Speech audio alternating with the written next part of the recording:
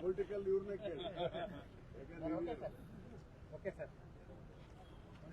Sir, ತಾವು ಬಹಿರಂಗವಾಗಿ ಮಾತಾಡೋದಿಲ್ಲ, ಸಿಟ್ಟು ಪ್ರದರ್ಶನ ಮಾಡೋದಿಲ್ಲ, ಹೀಗಾಗಿ ಸಚಿವ ಸ್ಥಾನ ಮಿಸ್ ಆಯಿತು ಏನೋ. ಯಾಕಂದ್ರೆ ಸಾಕಷ್ಟು ನಿರೀಕ್ಷೆ ಇತ್ತು, ಪ್ರಾದೇಶಿಕವಾರ ಆಗಿರಲಿ, ಜಾತಿವಾರ ಆಗಿರಲಿ, ಸರಿದೂಗಿಲ್ಲ. HK ಪಾಟೀಲ್ರು ಇಲ್ಲಾರ್ದಂಥ ಸಂಪುಟ, ಕಣ್ಣಿಲ್ಲಾರದ ಸಂಪುಟ, ಅದೊಂದು ಅಂಗವಿಕಲ ಸಂಪುಟ ಅಂತ ಹೇಳಿ ನಿಮ್ಮ ಅಭಿಮಾನಿಗಳ ಆಕ್ರೋಶವನ್ನು ವ್ಯಕ್ತಪಡಿಸ್ತಾರೆ ಸರ್. ಏನು ಹೇಳ್ತಾರೆ ಸರ್?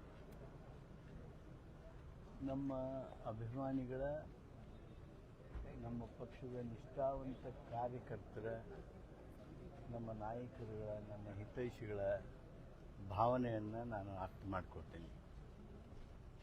ನಾನು ಧಾವಿಸಿ ಬಂದಿದ್ದೆ ನಮ್ಮ ಮುನ್ಸಿಪಾಲ್ಟಿ ಸದಸ್ಯರುಗಳು ರಾಜೀನಾಮೆ ಕೊಟ್ಟಿದ್ದರು, ಬೇರೆ ಬೇರೆ ಸಂಘ ಸಂಸ್ಥೆಗಳ ಅಧ್ಯಕ್ಷರುಗಳು ರಾಜೀನಾಮೆ ಕೊಟ್ಟಿದ್ದರು,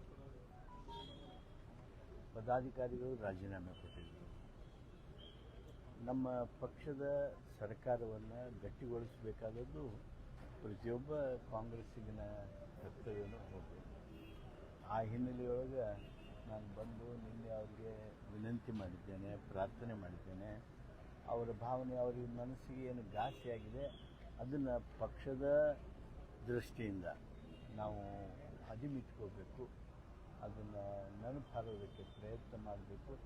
ಈಗಾಗಲೇ ನಮ್ಮ AICCಯ ಕಾರ್ಯದರ್ಶಿಗಳಾದ ಮಾನ್ಯ ರಣದೀಪ್ ಸುರ್ಜೇವಾಲಾ ಅವರು, ಮಾನ್ಯ ರಾಹುಲ್ ಗಾಂಧಿಯವರ ನಿರ್ದೇಶನದ ಮೇರೆಗೆ ಅವರು ಹಾಗೂ KPCC ಅಧ್ಯಕ್ಷರಾದ ಹರಿಪ್ರಸಾದ್ ಅವರು ನಾನು ಭೇಟಿಯಾಗಿ ಸವಿಸ್ತಾರವಾಗಿ ಮಾತನಾಡಿದ್ದಾರೆ.